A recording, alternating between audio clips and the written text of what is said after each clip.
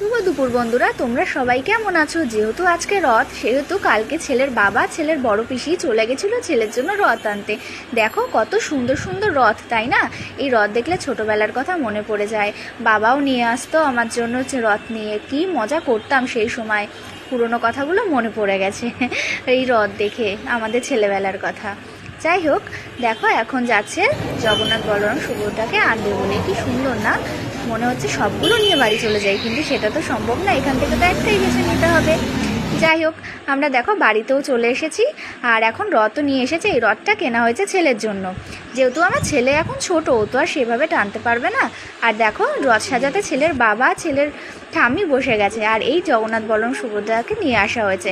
এখন সুন্দর করে রথটা সাজিয়ে এদের পুজো করা হবে, তারপর আমরা বিকেলে বেরোবো। আর দুপুরের মেনুটাও তোমাদের সাথে শেয়ার করে নিই। শাক হয়েছে, সর্ষে পটল হয়েছে, লতি পাতুরি হয়েছে, আর পমফ্রেট মাছের ঝাল হয়েছে। টাটা। আবার বাদ বাকি এপিসোড পরে আসবে, তোমরা কিন্তু কেউ দেখতে ভুলো না। লাইক কমেন্ট শেয়ার করে দিও।